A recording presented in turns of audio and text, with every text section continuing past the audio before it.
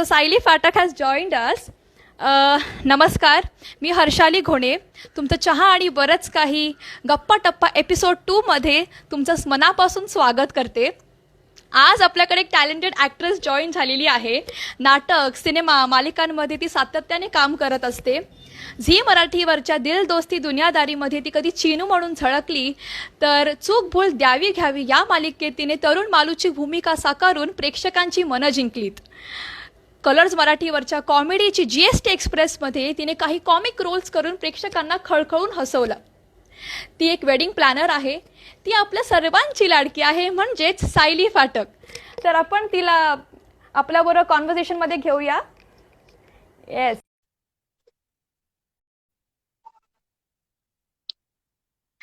आपल्याला ती थोड्या वेळात जॉईन होईलच. ओ हाय सायली. हॅलो, हाय. आणि किती तू छान बोललीस आता. मी स्वतःच कौतुक ऐकत होते. थँक्यू. कशी आहेस मग? कसा चाललाय लॉकडाऊन? जसा बाकी सगळ्यांचा चाललाय बहुतेक तसाच माझाही लॉकडाऊन चालूच आहे. मग लॉकडाऊन मध्ये आपल्याला खूप फ्री टाइम मिळतो. हा विचार, काय विचारायचंय? नाही, मी तुला विचारलं तू कशी आहेस? मी बरं, मी मस्त आहे. आता तर अजूनच छान वाटतंय तुझ्या बरोबर कॉन्व्हर्सेशन मध्ये. पहिल्यांदा मी कोणाचा इंटरव्ह्यू घेते. ओ वाव, तू आणि छान दिसतेसही. मी अगदीच माझ्या लॉकडाऊन क्लोज मध्ये आहे. तुझ्याकडे बघून असं वाटतं की तू आता हे झाल्या बाहेर कुठेतरी जाणार आहेस. जे फिलिंग सुद्धा खूप छान आहे नुसतं. असं फिलिंग आलेलं पण खूप छान आहे. हो, थँक्यू सो मच. मग आपल्याला लॉकडाऊन मध्ये असा खूप फ्री टाइम मिळतो, तर तू काही करतेस का नवीन प्रयत्न काही शिकण्याचा? वेल, शिकण्याचा तर मी काही असा प्रयत्न करत नाहीये.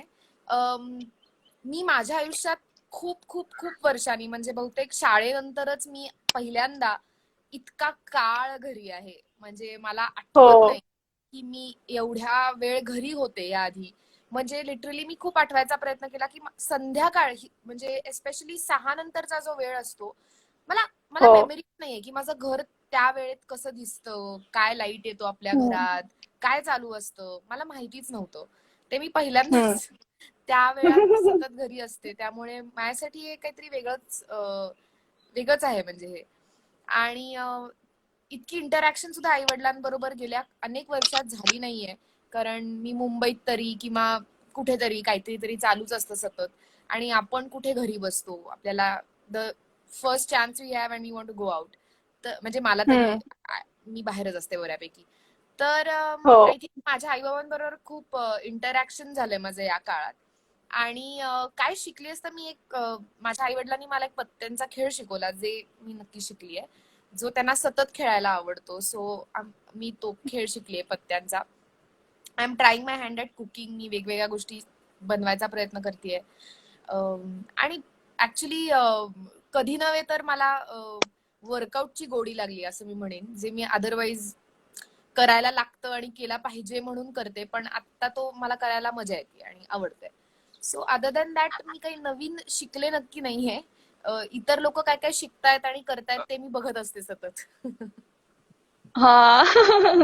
अ, अंकुर धमाले असं म्हणतोय की तू इन्स्टावर छान छान रेसिपीज टाकतेस. हो हल्लीच तू एक मारी मारी पुडिंगची एक रेसिपी टाकली होती, खूप हो सोपी होती. येस. मी तर मला स्वयंपाक करायला आवडतो आणि खायला तर त्याहून जास्त आवडतं. त्यामुळे आपणच स्वतःला बरेच वेळा आपल्याला खायला आवडतं म्हणून आपण नवीन नवीन गोष्टी शोधत असतो. पण मी त्या व्हिडिओमध्ये पण म्हणाली की आय थिंक माझ्या अराउंड इतके चांगले कुक्स आहेत, म्हणजे खूप फॅमिली, फ्रेंड्स, नेबर्स, किंवा म्हणजे आई स्वतः खूप चांगला स्वयंपाक करते. तर हो. त्यामुळे मी काहीतरी करायचा प्रयत्न करत असते. आणि आमच्याकडे आता या लॉकडाऊन मध्ये सकाळी जनरली दुपारचं जेवण आई बनवते आणि संध्याकाळी मी आणि माझा भाऊ काहीतरी करायचा प्रयत्न करतो. सो त्या हम्म. निमित्ताने काय काय चाललेत एक्सपेरिमेंट्स. प्रायोगिक नाटक नाही, पण प्रायोगिक स्वयंपाक चाललाय. हा, म्हणावं लागेल की माझंही लॉकडाऊन सिमिलर चालू आहे. वर्कआउट किंवा रेसिपीज ट्राय करणे, किंवा रोटी की गोल करण्याचा प्रयत्न आहे, जे नकाशे करेक्ट. बनतात. गोल ओके. गोल. हो. तर अभिनेत्री म्हणून तू आम्हाला माहितीच आहेस, पण तू अभिनेत्री होण्याचा प्रवास हा खूप कमी लोकांना माहिती आहे. हम्म. सो तुझ्या अभिनयाची सुरुवात कशी झाली हे सगळ्यांना ऐकायला आवडेल. अम, बर मी सेंट जोसेफ हायस्कूल पाषाण या शाळेत होते पुण्यात. पाषाण रोडवर जी शाळा आहे हम्म. ती कॉन्व्हेंट स्कूल होती. पण खूप महाराष्ट्रीयन पब्लिक होतं शाळेत, त्यामुळे आम्ही बरेच वेळा एकमेकांमध्ये मराठीतच बोलायचो. आणि हम्म. आमच्या शाळेत ना सगळे हेल्पर्स जे असतात ना, काका मावशी, त्यांच्यासाठी एक दिवस असतो ज्याला आम्ही हेल्पर्स डे असं म्हणतो. हो. सो हेल्पर्स डेच्या दिवशी आमच्या शाळेत हिंदी किंवा मराठी नाटक व्हायचं, कारण ते अर्थात सगळे हिंदी मराठी बोलणारे होते. सो मी 7वीत असताना मला वाटतंय, मी एकतर मी nor was I a back bencher, किंवा मी पुढे बसणारे ती नव्हते. मला अभ्यासात फारसा कधी इंटरेस्ट नव्हता, ना स्पोर्ट्स मध्ये होता, त्यामुळे मी अशी I was just one of the student. आणि या. मला माहित नाही तेव्हा काय झालं, पण माझी मराठीची जी टीचर होती ती म्हणाली की तू ये आज, आपण ऑडिशन्स टाईप ते होतं की आपल्याला एक मराठी नाटक करायचं आहे हेल्पर्स डे साठी, तर तू ये असं ती मला म्हणाली. मला का माहिती नाही, पण मी गेले. आणि मग मी त्या नाटकात काम केलं. आणि मला ते करताना खूपच मजा आली. म्हणजे पहिल्यांदा आय थिंक आयुष्यात मी मला I use to look forward to going to school also, कारण आम्हाला प्रॅक्टिस असायची, रिहर्सल असायची. हो. मला शाळेत जायला आवडायचं नाही तोपर्यंत. म्हणजे मला कोणी विचारलं ना की म्हणजे 7वीच्या आधी मला कोणी विचारलं असतं की शाळा आवडते का, तर माझं उत्तर नाही असं असायचं. आणि मी 7वी नंतर ऍक्च्युली शाळा खूप एन्जॉय करायला लागली, आणि त्याचं कारण ते नाटक होतं, बऱ्यापैकी ते नाटक होतं. आणि हम्म. मग 10वी झाल्यानंतर मी राधिका इंगळे म्हणून एक, she is also an actor, she is also a teacher. तिचं माध्यम नावाचं वर्कशॉप होतं, ज्याला मी गेले होते. 15 हम्म. दिवसाचं वर्कशॉप होतं, थिएटर वर्कशॉप होतं ते. आणि मला भयंकर मजा आली. आणि मग मी ते वर्षभर कंटिन्यू केलं. मग इव्हेंच्युअली मी तिथे व्हॉलंटियर म्हणून सुद्धा होते. मी खूप लहान लहान मुलांचे वर्कशॉप्स घेतले तिच्या बरोबर. आणि मग मी फर्ग्युसन कॉलेजमध्ये जेव्हा गेले, तेव्हा फर्ग्युसनचा हम्म. मोठा आर्ट सर्कल होता. 11वी-12वीत मी काहीच केलं नाही. मी नुसतीच कॉलेजला जायचे, आणि म्हणजे कॉलेजला पण नाही जायचे मी, फक्त लेक्चर्स बंक करायचे आणि काहीतरी टाइमपास करायचं. पण फर्स्ट इयर मध्ये एक वर्कशॉप झालं होतं, जे सुव्रत जोशींनी घेतलं होतं आमच्या कॉलेजमध्ये. तो माझा सिनियर आहे. आणि हो. मी त्या वर्कशॉपला गेले, आणि मग तिथून पुरुषोत्तमच्या टीम मध्ये ऍड झाले वगैरे वगैरे वगैरे. आणि मग that's how it all started. पहिलं वर्ष मी बॅकस्टेज केलं पुरुषोत्तमला फर्स्ट इयरला असताना, आणि मग मी हम्म. इव्हेंच्युअली ऑन स्टेज पुढच्या वर्षी केलं. आणि ओके. मग इव्हेंच्युअली ग्रॅज्युएशन झाल्यानंतर म्हणजे मी मास्टर्स करत असताना नाटक कंपनी, आम्ही बीएमसीसी मधले काही पास आउट झालेले स्टुडंट्स आणि इतर अशी काही लोकांनी येऊन आम्ही नाटक कंपनी सुरू केली. त्यामुळे ते जे काही कसं, आणि खूप हे असं माझ्या डोक्यात ध्यानीमनी काही नव्हतं की मला असं काहीतरी करायचंय, किंवा मी काही शोधत होते. हे सगळं असं खूप ऑर्गॅनिकली फ्लो मध्ये झालं. हम्म. हो. ओके. सो सॉरी, आणि नाटक. सॉरी सॉरी मी जस्ट ऍड करते. हे नाहीच. ओके. करत असताना हो हो. मी सायकॉलॉजी शिकत होते फर्ग्युसन मध्ये. आणि मला काउन्सिलिंग करायचं होतं, म्हणजे मला काउन्सिलर व्हायचं होतं. पण अर्थात मला खूपच नाटकात काम करायला आणि हे सगळं खूप आवडत होतं. पण मी खूप क्लिअर हम्म. होते की मला त्याच्यात पडायचं नाहीये, ते मी हॉबी म्हणून करीन, असं मी खूप वर्ष माझ्या डोक्यात होतं. पण जेव्हा माझं मास्टर्स झालं, तेव्हा मला असं वाटलं की नाही, मला हे नाही करायचंय. मग मी 1 वर्ष फॅशन डिझायनिंगचा कोर्स केला, कारण मी अनेक नाटकात ज्याच्यात काम केलं त्याचे मी कॉस्ट्युम्स पण करत होते. सो मी खूप पळायचा प्रयत्न केला या सगळ्यापासून, की मी असं काहीतरी एक मला जास्त स्टेबल करिअर असावं म्हणून. पण हम्म. इव्हेंच्युअली मी हेच करतेय, आणि हेच मला करायचं आहे. जान्हवी, आमच्या टीम मेंबरची अशी कमेंट आहे की नाटक company is an inspiration for many theatre groups, budding actors and artist.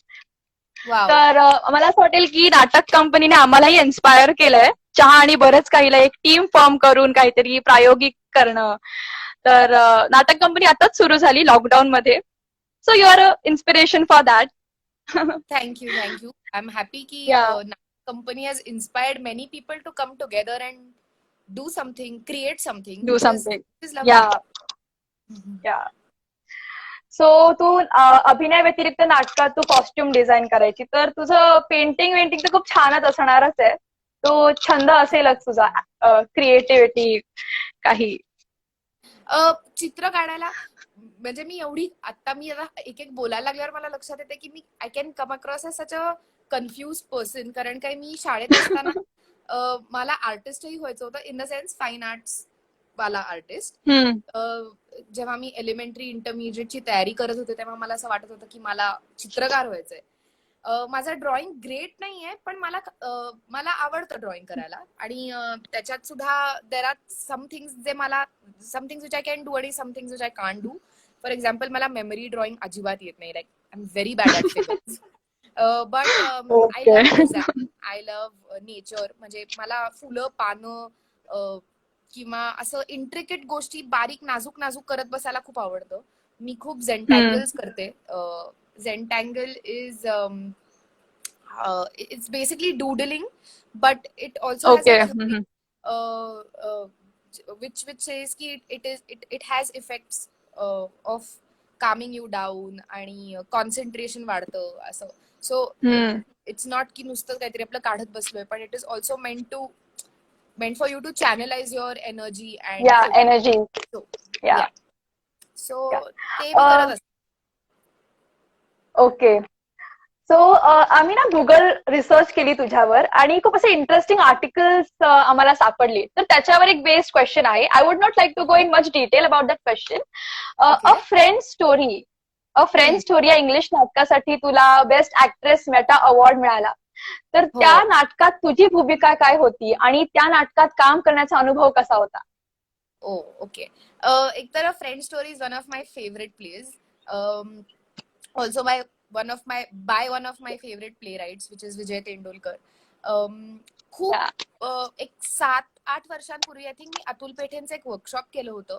आणि त्या वर्कशॉपमध्ये त्यांनी आम्हाला 4 रायटर्सची नावं सांगितली होती आणि सांगितलं होतं की तुम्ही कुठल्याही एक रायटर घ्या आणि त्याची नाटकं वाचायला लागा. तर I remember I had chosen Vijay Tendulkar आणि I had read many of his plays. I had missed out on this one कारण मला मिळालं नव्हतं हे नाटक. तर ओके. आकाश खुराना ज्यांनी हे नाटक डिरेक्ट केलंय, त्यांचा जो मुलगा आहे आकर्ष, त्यांची मुंबईत थिएटर कंपनी म्हणजे लाईक नाटक company, they have a theatre group called AK various. तर NCPA had approached Akash Khurana saying की आम्ही एक NCPA क्लासिक्स नावाचा एक प्रोजेक्ट करतो आहोत आणि त्याच्यामध्ये जुनी नाटकं जी इधर तेव्हा वर्क झाली नाही किंवा काहीतरी त्याच्या म्हणजे इट वॉज बँड और इवन इफ खूप चाललं पण आता ते परत रिवाईव्ह करण्याची त्याच्यात पॉसिबिलिटी आहे. You see it as a potential script. तर असं कुठलं तरी नाटक तुम्ही करावं. आणि he had chosen a friend story कारण काही he had the pleasure of meeting Vijay Tendulkar, interacting with him, being a part of his plays back in those days. आणि हे असं एक नाटक होतं जे जेव्हा लिहिलं गेलं आणि जेव्हा त्याचा पहिला प्रयोग झाला त्यावर लोकांनी खूप चर्चा केली आणि बऱ्यापैकी ते वाईट टाकलं नाटक. कारण ते एका टाबू गोष्टीविषयी बोलत होतं आणि ते लोकांना पटलं नाही, रुचलं नाही. So he took it up. आणि मला आठवत आहे अभय आणि त्यांची भेट झाली होती आणि अभय त्यात काम करणार होता किंवा त्यांनी अभयला विचारलं होतं की तू करशील का. आणि त्यानंतर काही दिवसांनी मला अभय भेटला आणि त्यांनी मला नाटकाबद्दल सांगितलं आणि मग मी स्वतःहून त्यांनी मला सांगितलं की तू आकाश सरांशी बोल. आणि मग मी आकाश सरांना मेसेज केला की असं असा अभय माझ्याशी बोलला आणि मला खूप आवडेल तुम्हाला भेटायला आणि काही काम असेल तर करायला. आणि मग मी त्यांना भेटले. त्यांनी मला असं वाटलं की ते मला ऑडिशन करतील किंवा मला माहिती नव्हतं की कुठल्या बेसिसवर ते मला काम देणार आहेत. तर ते मुंबईहून आले खास पुण्याला आणि मला आठवत आहे मी JW मॅरिटला भेटलो होतो आणि मी अशा तयारीने गेले होते की ऍटलिस्ट मला वाचायला लावतील किंवा मला काहीतरी ऑडिशन सारखं ते करायला सांगतील. मी गेले. आम्ही अर्धा पाऊण तास गप्पा मारल्या खूप रॅन्डमली जनरली की काय मग तू कोण काय कशी ह्याव त्याव मग. आणि मी अशी खूप अशी होते की आता आता आता काहीतरी होईल पण काहीच झालं. त्यांनी मला थेट स्क्रिप्ट दिली आणि ते म्हटले की तू वाच ही आणि मला तू सांग तुला अजूनही करायला आवडेल का. तर मी म्हटलं ओके. मी म्हटलं पण सर मी काय तर ते म्हटले काही नाही, मला फक्त तुला भेटायचं होतं आणि मला असं वाटतं की तू हे काम करू शकशील. तर 5 पात्र आहेत नाटकात आणि मी मित्राचं काम केलं होतं. ओरिजिनल नाटकाचं नाव मित्राची गोष्ट असं आहे. तर मित्राची गोष्ट याला 2 अर्थ आहेत त्या अर्थाने. एक कारण ते सगळं अभय नरेट करतो, तर माझ्या एका हो. मित्राची गोष्ट सांगतोय असाही त्याला अर्थ आहे. आणि ती सुमित्रा देव नावाची जी मुलगी असते तिची ही गोष्ट आहे, जिला सगळे मित्रा म्हणत असतात. सो मी मित्राचं काम करते त्यात आणि खूपच खूपच मजेशीर प्रोसेस होती ती अख्खी. तोपर्यंत मी पुण्यातल्या काही डिरेक्टर्स बरोबर काम केलं होतं. निपुण असेल, आलोक असेल, मोहित असेल. पण पुण्याच्या बाहेर जाऊन एका वेगळ्याच थिएटर ग्रुप बरोबर, वेगळ्याच आणि वयाने इतक्या मोठ्या एक्सपिरियन्स्ड वेल नोन रायटर ऍक्टर आणि डिरेक्टर बरोबर काम करणं हे तेव्हा खूपच मोठी अपॉर्च्युनिटी होती. ऑल्सो तेव्हा असं वाटत होतं की आता मुंबईला जाऊन काम शोधायला हवं वगैरे वगैरे. So it was a very good opportunity to move to Bombay also. आणि आकाश सरांनी आमची खूप काळजी घेतली. मी आणि पर्ण तेव्हा एकत्र राहायचो आणि त्यांनी आम्हाला त्यांचं एक छोटंसं ऑफिस सदृश्य फ्लॅट होता, तिथे आम्हाला त्यांनी राहून दिलं. आम्ही तिथे लिटरली 1.5-2 महिने राहत होतो आणि खूप रिलॅक्स्ड प्रोसेस होती. म्हणजे इनिशियली तर आम्ही फक्त वाचनं करायचो, आम्ही खूप गप्पा मारल्या, तो सगळा काळ समजून घ्यायचा प्रयत्न करत होतो. आणि आणि बऱ्याच गप्पा टप्पा इन बिटवीन द सीन्स किंवा इन बिटवीन लाईन्स यावर त्यांनी आमच्याकडून खूप काम करून घेतलं. आणि ते एनसीपी एक्सपेरिमेंटलला ओपन झालं आणि I think literally every show that we've done म्हणजे मला एक लक्षात आलं की मुंबईमध्ये खूप पटकन स्टँडिंग ओवेशन मिळतं, अनलाईक पुण्यात लोक आवडलं तरच उभे राहतात. पण मुंबईमध्ये खूप वेगळ्या पद्धतीचा रिस्पॉन्स असतो आणि आम्हाला खूपच ओव्हरवेल्मिंग रिस्पॉन्स मिळायचा प्रत्येक शोला. एकतर एनसीपी एक्सपेरिमेंटल हे इतकं इंटिमेट आहे की तुम्हाला ऑलमोस्ट ऑडियन्सच्या रिॲक्शन्स ऍज दो ते तुम्हाला सांगतायत, इतक्या जवळून अनुभवायला मिळतात, तुम्हाला ऐकू येतात. म्हणजे आय हॅव हॅड टाइम्स मी आणि अभय सीन करतोय आणि नो वगैरे अशा पद्धतीचे रिॲक्शन्स ऐकू आल्यात आम्हाला. इथे इतकं इतकं closely you can see what they are feeling आणि एक्सपिरियन्स इट. त्यामुळे आणि आम्ही रेग्युलरली शोज करत होतो एनसीपीए एक्सपेरिमेंटल. तर भयानक मजा आली. आम्ही खूप फिरलो. आम्ही पहिले 2 प्रयोग मुंबईत झाल्यानंतर जागृतीला म्हणजे बँगलोरला त्यांचा एक तिकडे कसं असतं ते एक स्ट्रेच करतात, म्हणजे 11 दिवस सलग त्या थिएटरला एक नाटक रन होतं. सो आम्ही तिकडे 11 दिवस रोज मित्राची गोष्ट फ्रेंड स्टोरीचा परफॉर्मन्स आमचा असायचा त्या थिएटरला. आणि त्यामुळे ते इतकं असं ते ऍक्च्युली नाटक तेव्हा बसलं असं सर नेहमी म्हणतात. त्या 11 दिवसांमध्ये ते नीट बसलं. ओके. आणि मग आम्ही खूप फिरलोय त्या नाटकासाठी. आम्ही लंडनला पण गेलो होतो, शेक्सपियर्स ग्लोबला 2 थिएटर्स आहेत.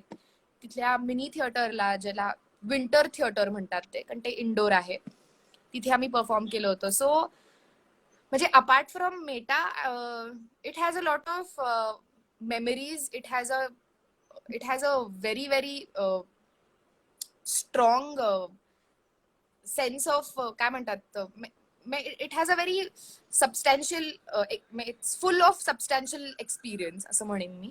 आणि खूप खूप शिकायला मिळालं. Because Akash sir more than being a good director, he is also a very very very good actor.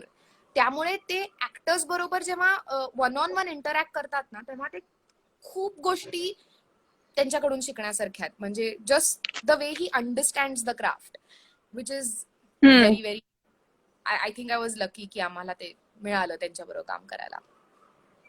It was very adventurous. म्हणजे ऐकूनही असं एकदम छान वाटलं. It was very adventurous in many ways. म्हणजे imagine what, I don't know, this was about 5 years back when Mumbai was still not, it was still a distant dream त्या अर्थाने. It was not की मी regularly मुंबईत राहायचो, मी बँड्रा सारख्या ठिकाणी राहत होतो त्यांच्या त्या ऑफिसमध्ये. So it was very thrilling also. म्हणजे आपण जेव्हा भरत आणि बालगंधर्व वरून तुम्ही रेग्युलरली एनसीपी एक्सपेरिमेंटलला शो करायला लागतात तेव्हा तुम्हाला त्याच्यामध्ये वेगळा हाय असतो. आणि इट्स ऑल्सो म्हणजे very small things like just cleanliness of the theatre, the way people या वर्क देअर, म्हणजे तिथलं वर्क कल्चर. म्हणजे तिथे ते गावडे काका म्हणून होते जे आम्हाला खूप मदत करायचे.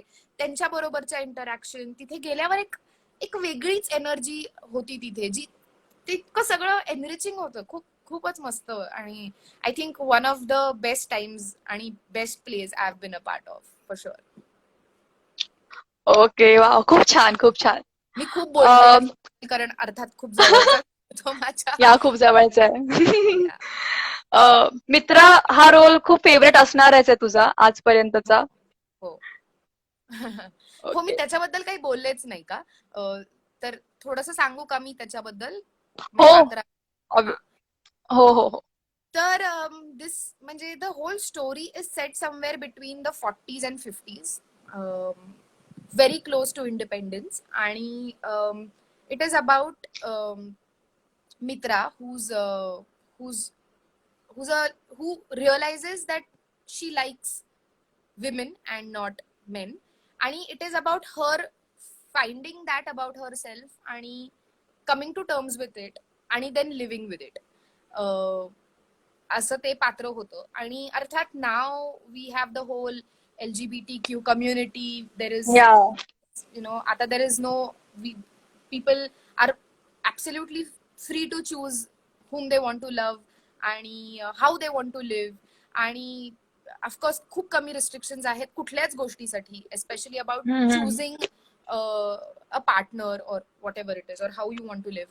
पण त्या काळामध्ये तसं नव्हतं. तर त्याचं सगळंच त्याच्यातले चॅलेंजेस, त्यातली रिस्क ही ही खूप असणार. आणि more than that, not just about की she is a lesbian, but more than that त्या काळात द फाईट वॉज ऑल्सो की जो नॉर्म आहे, जे कन्व्हेन्शनली करणं अपेक्षित आहे, ते मला करायचंच नाहीये. मला नाही इतर मुलींसारखं नाजूकपणे इकडे तिकडे वावरायचंय ना. मला घरच्यांचं हे पटतंय किंवा ते आवडतंय किंवा तो एक अख्खा it was coming out for many reasons. म्हणजे it was not just about saying की I prefer women over main.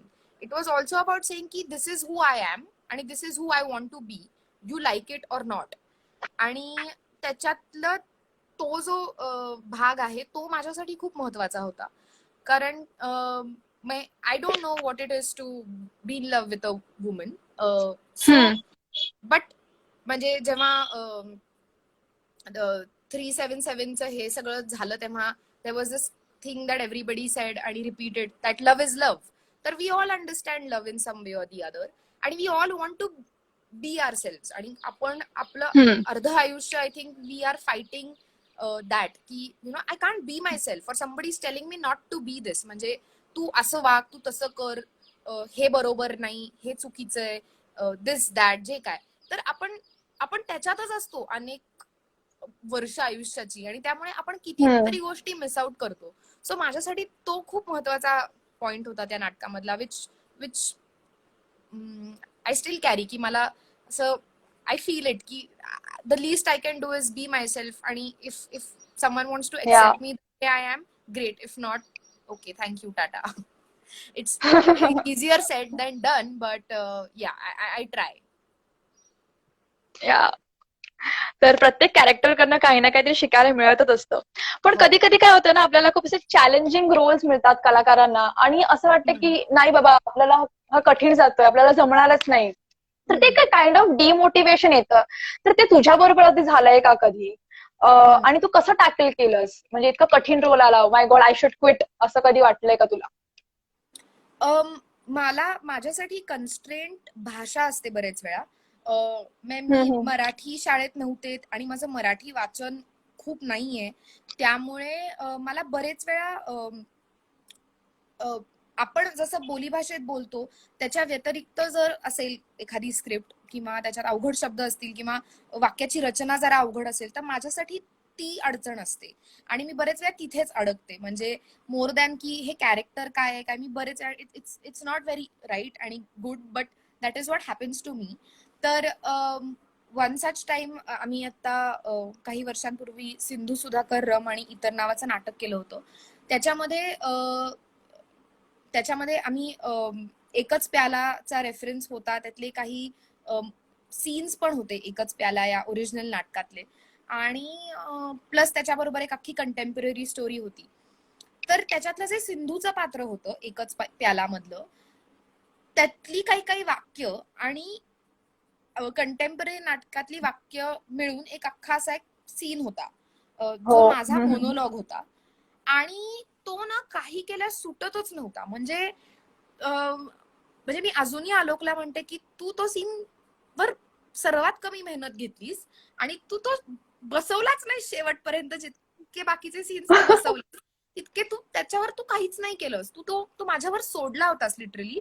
आणि मला तो आजवर जमलेला नाही असं मला वाटतं. कारण मला तो सीन आला की मी हमखास माझं काहीतरी तिथे इधर माझं म्हणजे मी फंबल होते किंवा मी काहीतरी एखाद्या डोक्यात काहीतरी असतं पण होतं काहीतरी वेगळंच. आणि मी कधीच I have never been happy की आज हा सीन चांगला झाला किंवा ओके मला हा करताना तरी मजा आली. मी खूप खूप नर्वस असते तो पर्टिक्युलर सीन करताना. आणि मला असं कायम वाटतं की त्यामुळे अख्ख्या नाटकाच्या फ्लो मध्ये तो सीन आला की ते काहीतरी नाटक पडतं किंवा ढपतं किंवा काहीतरी बिनसतं त्या नाटकाचं असं मला सारखं वाटतं. मला माहित नाही. ओके. पण like I said I still haven't cracked it at all. आणि त्याचे नाटकाचे त्या प्रयोग होतील की नाही मला माहित नाही. त्यामुळे ते असं एक अर्धवट काहीतरी राहणार आहे माझ्यासाठी कायमच. Okay okay. पण ठीक आहे, आपण मग ट्राय करूच.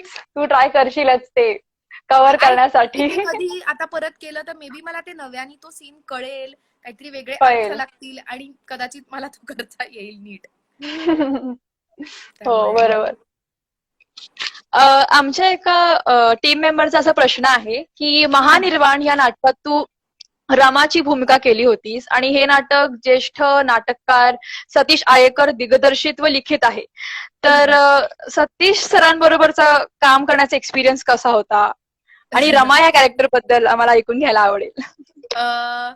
सतीश सर एक तर खूप विनोदी आहेत. ते खूप मस्त आहेत. He has a very different sense of humor and he's a very big deal. So that sort of a person. म्हणजे at least comes off like that. Not necessarily सगळ्या एरियाज ऑफ लाईफ मध्ये ते तसे आहेत. एकतर ते त्यांच्याबद्दल इतकं ऐकलंय, त्यांची नाटकं वाचली होती. ते जेव्हा जेव्हा आमच्या नाटकाच्या प्रयोगांना यायचे तेव्हा एक छोटीशी इंटरॅक्शन व्हायची. ते छान झालं, वाईट झालं, हे आवडलं, नाही आवडलं, काहीतरी सांगून जायचे. पण माझी त्यांच्याशी पर्सनली कधीच काहीच ओळख नव्हती जितकी काही जणांची होती. म्हणजे धर्मकीर्ती, निपुण या लोकांची होती त्यांच्याशी बऱ्यापैकी ओळख. निपुणनी त्यांचं एक नाटकही बसवलं होतं, एक दिवस मठाकडे नावाचं. सो मी त्यांच्याबरोबर कधी पर्सनली इंटरॅक्ट केलं नव्हतं. वेल हे महानिर्वाणचे आत्ताचं व्हर्जन व्हायच्या आधी इतके प्रयोग झालेत की ते नाटक फक्त सतीश आळेकरांच्या नाही पण त्या आजवर त्या टीम मध्ये असलेल्या प्रत्येक माणसाच्या इतकं डोक्यात बसलेलं नाटक आहे की ते आजही ती वाक्य खणखणीतपणे म्हणू शकतात. त्यांना सीन आठवतात, त्यांना कुठून कुठे आपण जायचो, कुठे बसायचो, कसे बसायचो, हे सगळं आठवतंय. आणि हे एक्झॅजरेशन नाहीये. कारण काही एक दिवस आय थिंक आम्ही 0 शो केला होता तेव्हा सरांनी सगळ्यांना बोलवलं होतं, पूर्वीच्या टीम मधल्या लोकांना. आणि ज्या पद्धतीने ते सांगत होते ना की त्यावरून कळत होतं की यांना ते किती भिनलेलं नाटक आहे त्यांच्यामध्ये ते.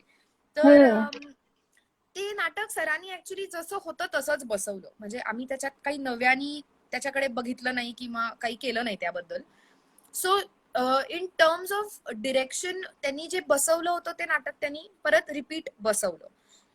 आणि ते खूप पर्टिक्युलर होते त्याच्याबद्दल की हे असं इथून तुम्ही इथे आला पाहिजे, तिथून ते झालं पाहिजे. मला वाटतं की भाऊराव, रमा आणि नाना या तिघांच्या भूमिकेमध्ये खूप फोकस सरांचा सुरुवातीला डेफिनेटली भाऊराव आणि नानावर होता. कारण काही ती एकतर खूप वर्बल नाटक आहे, त्यामुळे त्या वाक्यांचा अर्थ समजून ती तशी त्या पद्धतीने म्हणणं, वाक्यांना रिदम आहे आणि त्या रिदम मध्ये ती म्हणणं आणि ते आपल्या वयाच्या कलाकारांनी करणं, ज्यांना त्या भाषेचा आता तसा काही हे नाहीये, म्हणजे आपण त्या पद्धतीने बोलत नाही, आपल्या अराउंडची लोक तशी बोलत नाहीत, त्यामुळे ते सगळं त्यांच्याकडून करून घेण्यात सरांचा खूप एफर्ट होता. मला सरांनी सुरुवातीला फक्त काही इन्स्ट्रक्शन्स दिल्या होत्या, त्या मी फॉलो करायचा प्रयत्न करत होते. आणि रमाचं जे पात्र आहे ते मला आठवतंय सर एकदा म्हणाले होते की आम्ही जेव्हा ते नाटक केलं तेव्हा म्हणजे ती आई होती. सेकंड हाफ मध्ये तो एक ट्रॅक होता सगळा डावीकडून तिसऱ्याचा, पण तिच्याकडे तितक्या एक स्ट्रॉंग पात्र म्हणून आम्ही बहुतेक बघायचं राहून गेलं आमच्याकडून. या पद्धतीचं सर काहीतरी म्हणून गेले आणि त्यामुळे त्यांनी एक छोटीशीच जो ते सांगतात की मी बदल केला तो म्हणजे शेवटच्या सीनला त्यांनी मला परत स्टेजवर आणलं, जेव्हा मी तिथे कोपऱ्यात बसलेली असते आणि तो अख्खा सीन होतो जेव्हा तो ऑलरेडी तो नानाचा सगळा मोठा मोनोलॉग आहे तिथे. तर माझ्यासाठी आहे त्या वयापेक्षा का वयाने मोठ्या बाईचं काम करणं, ते सुद्धा त्या काळात, जो काळ माझ्या परिचयाचा नाही, हे माझ्यासाठी फिजिकली मी प्रयत्न केला होता की आपण काहीतरी एका बॉडी लँग्वेजनी काहीतरी करायचा प्रयत्न करूयात. आणि परत रमाच्या वाक्यांना सुद्धा एक रिदम आहे, एक त्याची एक काहीतरी क्वालिटी आहे, ती समजून घ्यायचा प्रयत्न केला. पण त्याच्यातलं मला जे रिलेटेबल वाटलं ते हे वाटलं की आपण कायमच म्हणत आलो की बायकांचं शोषण असेल किंवा ओव्हरऑल एक त्यांच्याकडे हा ठीक आहे असं त्यांना एक कमी महत्व दिलं जाणं, या सगळ्या ज्या गोष्टी आहेत त्या इतक्या डीप रूटेड आहेत आपल्या सगळ्याच असण्यामध्ये आणि आपल्या कल्चर, आपल्या अख्ख्या संस्कृतीतच. तर मला असं वाटलं की ते इतकं सोपं नाहीये, म्हणजे तो नुसताच त्या डावीकडून तिसरं, तो जे काही सगळं सेकंड हाफ मध्ये बोलतो ते ट्रिगर करायला तिचं तिथे असणं खूप महत्वाचं आहे आणि तिला तसं वाटणं खूप महत्वाचं आहे की आत्ता माझा नवरा गेलाय पण मला दिसतंय कोणीतरी आत्ता. शी इज इमॅजिनिंग आणि she is being vocal about it. आणि this is the quality that I found very interesting आणि I thought that is where I could quickly catch on to her. कारण आपण अर्थातच खूपच बिनधास्त आहोत, आपण आपल्या मनातील ते बोलतो, आपण क्विकली एक्सप्रेस करतो, पण it wasn't so easy, it still isn't easy for so many. म्हणजे परत आय थिंक जे नाटकात काम करतात किंवा आर्टिस्ट आहेत त्यांना त्यांचं एक मीडियम आहे एक्सप्रेस करायचं, पण प्रत्येक बाईला आणि प्रत्येक माणसालाही ते जमेल असं नाही. सो रमा ही एक इंटरेस्टिंगच कॅरेक्टर आहे. मला असं वाटतं की आणि आपला नवरा गेलाय आणि आपण त्या एका इमोशनल ट्रॉमामध्ये आहोत की आपल्याला एक वयात आलेला मुलगा आहे, आणि ते काहीतरी कितीतरी ते खूप विचित्र काहीतरी स्पेस असणार आहे ती, ज्याच्यामध्ये तुम्हाला माहितीये की तुमचं अजून अर्ध आयुष्य बाकी आहे, तुम्हाला जगायचं आहे, तुम्हाला जगायची इच्छा आहे, पण नवरा मेला तर आता या बाईचं आयुष्य संपलं असं एक समाज डिक्लेअर करून टाकतं. त्यात मुलगा काहीतरी विचित्र वयात आलेला आहे, त्याला त्याचं काहीतरी वाटत असणार आहे. या सगळ्यामध्ये एक जो काही मेंटली जे काही तिचं होत असेल ते समजून घेण्याचा मी प्रयत्न करते अजूनही असं मला वाटतं. आणि ते माझ्यासाठी इंटरेस्टिंग आहे. आणि आय थिंक फक्त याच नाही पण इतर पात्रांचाही मी तसाच विचार करते की इथे काय चाललं असेल किंवा काय वाटत असेल. आणि ते या पात्राच्या बाबतीत मीच त्याला कारण मी ते पात्र करत होते, मला त्याला तेवढं महत्व द्यावं लागलं आणि त्यामुळे मी त्याचा तो विचार केला. नक्कीच एम ए सायकोलॉजीचा अभ्यासही या कॉम्प्लेक्स सायकोलॉजीला समजायला येतच असेल उपयोगी. मला आय थिंक जेव्हा मी सायकोलॉजी करत होते तेव्हा मला ह्याचीच गंमत यायची की आपल्याला कोणीतरी दुसरा काय विचार करतोय याची आपल्याला लिंक लावायची आहे किंवा समजून घ्यायचंय. आणि that is exactly what actors do किंवा ऍक्टर्स वॉन्ट टू डू या ऑर ट्राय डुईंग. त्यामुळे आय थिंक मला ऑब्व्हियसली मी ते करायला जाते. ते बरोबर आहे चुकीचं आहे ते किती करायला हवं मला माहिती नाही, पण मी करते. आणि मला नाही वाटत की ते फक्त ऍक्टिंग पुरतं तेवढंच आहे. मी ते ऍक्च्युली ओव्हरऑलच गोष्टी समजून घेण्यासाठी सुद्धा माझा कल असतो तिकडे जाण्याचा. कधी कधी ऑफकोर्स मी खूप उतावळी होऊन पटकन काहीतरी एक जजमेंट पास केलेली असते किंवा काहीतरी मत तयार झालं असतं. पण आय ट्राय.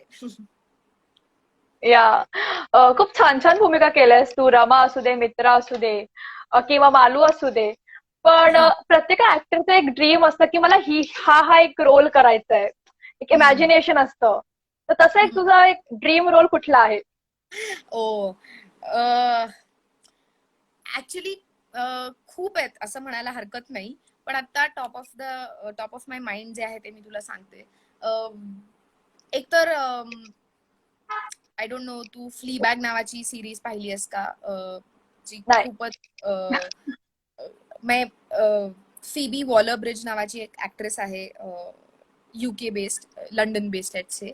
आणि हे ऍक्च्युली फ्लीबॅग नावाचं एक पात्री नाटक आहे जे तिने लिहिलं होतं, ज्याची इव्हेंच्युअली वेब सिरीज झाली, जी Amazon प्राईम वरती आहे. त्याचे 2 सीझन्स आहेत आणि it is one of my favourite series. Though very very very well written, very dark, but at this I mean it's like a, yeah, it's dark but it's funny, it's very very complicated also.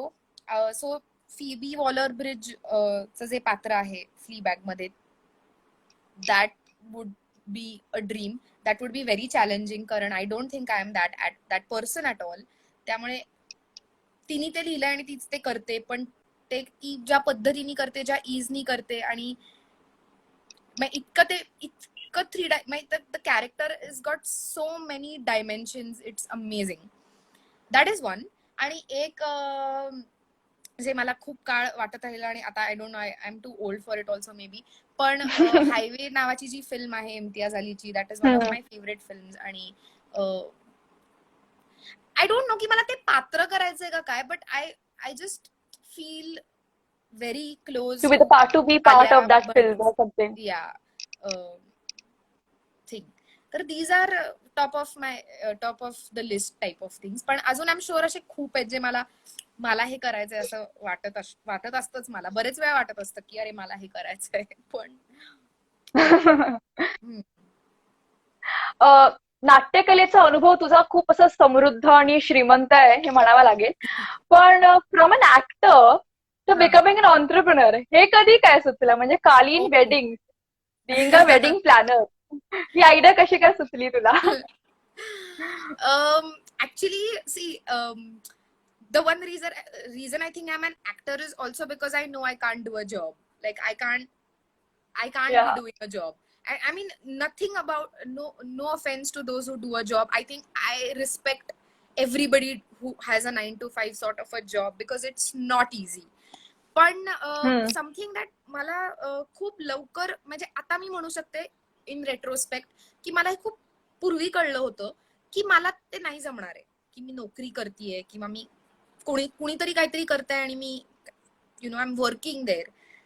I am someone who will do better and who will be happier doing something of my own or something that I like do.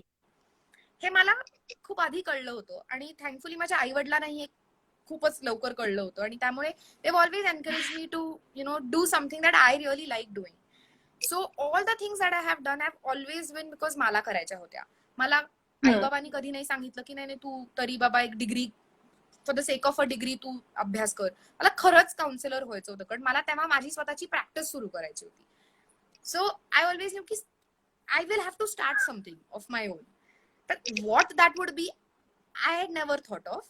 आणि even now that you asked me this, I had never, right now also I feel like really I have a wedding planning company असं मला एक minute वाटून गेलं. So I'm a very fun loving person. म्हणजे मला meeting new people, generally interacting with people, so therefore parties or gatherings are something that I really enjoy. तर मी एका मोठ्या सोसायटीत राहते जिथे खूप लोकांची लग्न झाली. I have a lot of family friends ज्यांच्यात खूप लग्न झाली, आणि मी अशी खूप पुढाकार घेऊन गोष्टी करायचे लोकांच्या लग्नामध्ये, की संगीतच बसव, मी लोकांचे मेकअप करून दिलेत, लोकांच्या हेअरस्टाईल्स करून दिल्यात, लोकांचे कपडे डिझाईन करून दिलेत. आणि मी म्हणजे even if it was not my best friend or a closest friend, I have always been very active in someone else's wedding. त्यामुळे लोकांना वाटायचं, अरे ही कोण आहे, ही काय, हिचं काय. तर 2-3 वर्षांपूर्वी ऍक्च्युली मला असं लक्षात आलं की acting is not a stable job. आज काम आहे, उद्या काम नाहीये. त्यातून आय हॅव रिअलाइज दॅट माझी काहीतरी अशी इमेज आहे बाहेर की ही फार चुझी आहे about what she does, which is not true. Honestly it's not like मी खूप गोष्टी रिजेक्ट केल्या आहेत आणि माझ्याकडे खूप गोष्टी आल्या आहेत. माझ्याकडे ऑलरेडी खूप कमी गोष्टी येतात. आणि some things like if people say that you have to look a certain way, म्हणजे तुला जर काम हवं असेल ना तर तू खूप बारीक हो आधी पहिले. तर मला असं होतं की नाही, म्हणजे आणि हे सुद्धा मी खूप मुश्किलेने या पॉइंटला पोहोचलीये की तू मला एक रोल दे, यू टेल मी की तुला या रोलसाठी सो अँड सो दिसायचं आहे, पण तू हा छान करू शकणार आहेस, तू उत्तम करू शकणार आहेस, पण you need to look a certain way and I will do it. But don't expect me की to just look a certain way because that is what is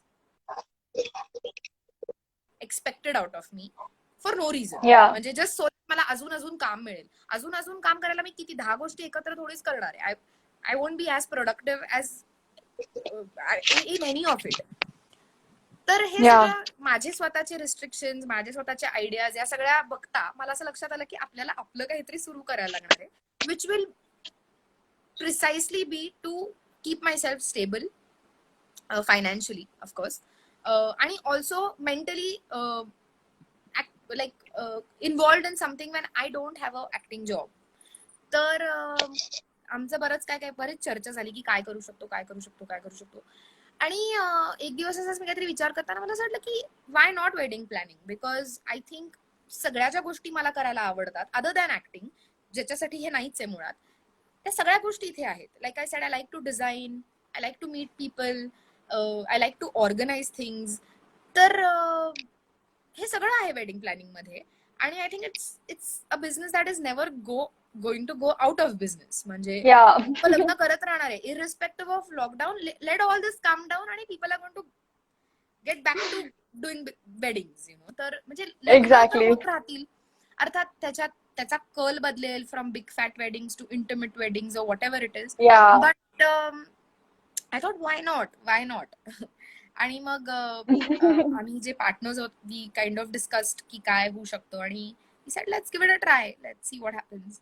आणि आम्ही 2018 मध्ये रजिस्टर केली कंपनी, आणि आम्ही सगळं बॅकहँड वर्क सुरू केलं. आणि इव्हेंच्युअली मागच्या वर्षी आम्ही 7 लग्न केली पहिल्या वर्षात, which is I think great. आणि डिड नॉट एक्सपेक्ट दॅट. म्हणजे माझ्या डोक्यात होतं की मॅक्सिमम डोक्यावरून पाणी 5 करू शकू, 3 झाली तरी ठीक आहे, पण 7 झाली. आणि it was fun. I loved it. Of course त्याच्यातली माझी इन्व्हॉल्वमेंट ओव्हर टाइम मला कमी करायला आवडेल, आणि so that it doesn't become like a full फ्लेज थिंग. कारण मुळातच ते सुरू करण्यामागचं कारण हे आहे की मला असं लक्षात आलं की अभिनय करण्यासाठी जर अभिनयातूनच फक्त पैसे कमवायचे आहेत, हे लॉजिक जोपर्यंत राहील तोपर्यंत मग पूर्ण फ्रीडम आणि मोकळीक राहणार नाही टू चूज मला काय काम करायचंय. आणि मला एका पॉइंट नंतर फक्त पैसे आहेत म्हणून काम नाही करायचंय. तर ते कुठेतरी बॅलन्स आउट करण्यासाठी the whole wedding planning thing also came into the picture. So yeah, खरं तर आपल्याकडे आता टाइम कमी आहे, तर मी फक्त शेवटचे 2 क्वेश्चन्स विचारते तुला. तुझं इंस्टाग्राम स्टॉक करता करता आम्हाला तुझ्या लेटेस्ट अचीवमेंट बद्दल कळलं. Tendulkar Dubey fellowship in performing arts याने तुला या पुरस्काराने तुला सन्मानित करण्यात आलं. तर या फेलोशिप बद्दल खूप कमी जणांना माहिती आहे, आणि ती खूप कमी जणांना मिळते सुद्धा. तर त्याबद्दल काही सांगशील? Yes. before it was called Dubey Tendulkar, it was called विनोद दोषी फेलोशिप. आणि आपल्या पुण्यामध्ये सारंग फेस्टिवल ज्याचं आता नाव आहे, जो दरवर्षी फेब्रुवारी मार्चच्या महिन्यांमध्ये होतो आणि आठवडाभर तुला यशवंतरावला वेगवेगळी नाटकं बघायला मिळतात. त्या फेस्टिवलचं नाव आधी विनोद दोषी फेस्टिवल होतं, फॉर अ सिम्पल रिझन की विनोद दोषींच्या मेमरीमध्ये त्यांचा जो ट्रस्ट आहे, त्या ट्रस्टनी those who are passionately consistently doing theater for a long period of time या लोकांना फेलोशिप द्यायचं ठरवलं. आणि ही जी फेलोशिप आहे, या फेलोशिप मधून अशी काही त्यांची अपेक्षा नसते की तुम्हाला आम्ही एवढे एवढे पैसे दिले तर तुम्ही हे नाटक करा, किंवा तुम्ही नाटक करा, किंवा तुम्ही त्याचं काहीतरी करा, ते पैसे कुठेतरी वापरा. ही अपेक्षा त्याच्यातून नाहीये. It is only to appreciate आणि in a way honor your contribution to theater. आणि it is not just for actors or directors, it is for everybody who is doing something for theater. आणि ती खूप खूप नावाजलेल्या लोकांना आणि महत्वाच्या लोकांना ती फेलोशिप आहे. आणि मला ती 2019 मध्ये मिळाली. आणि like you said, I think that is a high point for me in my own life. कारण ज्या ज्या लोकांना ती मिळून गेली त्या I look up to a lot of people who've received that fellowship. दोन म्हणजे जे बोर्ड वरती लोक आहेत तिथे, ते सगळी लोक अनेक वर्ष नाटक या गोष्टीला irrespective of whether it pays doesn't pay इतकं कॉन्ट्रीब्यूट करत आलेली आहेत की अशा लोकांनी तुमचे एफर्ट्स रेकग्नाइज केले, हेच खूप आहे. आणि अर्थात ती जी फेलोशिप आहे दॅट इज फॉर, म्हणजे त्याचं असं बरेच वेळा होतं ना की चल मी तुला आता पैसे दिले तर तू ह्याच्यातून काहीतरी करून दाखव. तर आणि आय थिंक बडिंग आर्टिस्ट साठी आणि ज्यांना ऑलरेडी मारामारी करावी लागते पैशांसाठी, त्यांच्यासाठी अशी फेलोशिप मिळणं एक वर्षभर खरंच आर्थिक दृष्ट्या पण खूप खूप महत्वाचं आहे. त्यांनी खूप छोट्या छोट्या गोष्टींना मदत होऊ शकते. तुम्हाला प्रवास करता येतो, तुम्हाला मुंबईत राहायचं असतं, त्याचं भाडं भरायचं असतं, तुम्हाला स्वतःसाठी कदाचित काही घ्यायचं असेल जे लॉंग टर्म यूज साठी, ते घेता येतं, किंवा तुम्हाला ते पैसे कुठेतरी इन्व्हेस्ट करता येतील, किंवा तुम्हाला कुठे डोनेट करायचं, म्हणजे तुम्हाला काही करता येतं त्या पैशांबद्दल आणि तुम्हाला त्याचा कोणीच हिसाब किताब मागत नाहीये.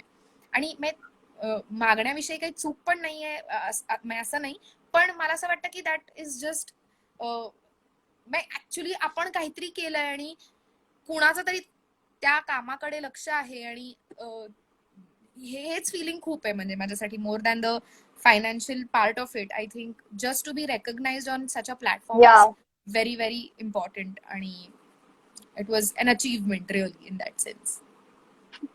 Congratulation for that. असं खूप छान छान काम करत राहा. Yes, thank you. आणि बोलते, तुला कळलं असेल, तुझे काही प्रश्न राहिले असतील किंवा कुणी विचारले असतील तर if you not addressed it तर सॉरी अबाउट दॅट. मी बोलता बोलता इकडे तिकडेच बघते, खाली मी काहीच बघितलेलं नाहीये. पण जे सगळे आले त्यांना थँक्यू. आणि काही राहिलं असेल प्रश्नातलं तर तू विचार मला पटकन, if there something I can. तसं आपल्याकडे प्रेक्षकांचे काही प्रश्न आले नाहीयेत, पण तुझ्याबद्दल ते खूप असं कमेंट्स करतात की खूप छान रोल केलास तू मालूचा, किंवा दिल दोस्त दुनियादारी मध्ये चिमूचा खूप छान रोल केला. हे सगळे कमेंट्स मी वाचले. असं एक स्पेसिफिक प्रश्न नाही आलेला आहे. ओके. तर जाता जाता तू आपल्या चाहत्यांना आणि प्रेक्षकांना काय पॉझिटिव्ह मेसेज देशील? पॉझिटिव्ह काय मेसेज देईन मी? पॉझिटिव्ह म्हणण्यापेक्षा मी असं म्हणेन की आता आपण सगळेच एका मोठ्या क्रायसिस मधून जातोय आणि त्याबद्दल आता मी काही फार बोलणार नाहीये. प्रत्येक जण एका त्यामुळे फिजिकल, मेंटल, स्पिरिच्युअल जर्नीतून जातोय. आणि हा जो सगळा वेळ मिळालाय आपल्याला आपल्यासाठी म्हणून, तो आय होप की इन द लॉंग रन आपण या सगळ्या वेळेचं काहीतरी चांगलं करू स्वतःसाठी आणि आपल्या आजूबाजूच्या लोकांसाठी. आणि something that I feel very important, very deeply about is being yourself. So just be yourself, because that is, I think, that is your biggest contribution to everything and anything. आणि yeah just be yourself आणि keep learning and growing in whatever way you want to. एवढंच म्हणेन मी. Thank you for the message आणि thank you तू आली, आम्हाला join झालीस, आमच्याबरोबर खूप गप्पा टप्पा केल्यास. तर thank you you have actually made my day today. Oh one of that's very the sweet of you. Best days of my life. तुम्हाला सगळ्यांना ऑल द बेस्ट आणि छानपेक्षा तुम्हाला जे पटेल आवडेल ते करत राहा आणि प्रेक्षकांना बघू दे वेगवेगळ्या गोष्टी आणि तुम्हीही लर्न ग्रो आणि कीप ग्रोईंग आणि फ्लरिशिंग आणि ट्रॅव्हलिंग आणि whatever you want to do यार. So just do it. Thank you thank you for calling me. आणि मलाच स्वतःबद्दलच इतकं बोलायला मिळालं. वाव, अजून काय पाहिजे. असं असं खूप वेळा वाटतं की मी खूप दिवस बोललेच नाही कोणाशी, असं मला आता वाटून गेलं. So thank you. Thank you for watching. आणि जर तुम्ही चहा आणि बरंच काहीला सबस्क्राईब केलं नाहीये इंस्टाग्राम, फेसबुक आणि युट्यूबवर, तर ते नक्की करा. आमचे व्हिडिओज पहा, like, share and subscribe our videos. आणि नंतर येत्या 25 तारखेला आपल्याकडे अजून एक अशी छानशी अभिनेत्री येणार आहे चिटचॅट करायला. तिचं नाव मी आता डिस्क्लोज करत नाहीये, आमचे पोस्टर्स येतीलच, तर तेव्हाही जॉईन व्हा 25 तारखेला संध्याकाळी 5 वाजता. तर stay home, stay safe, and bye everyone.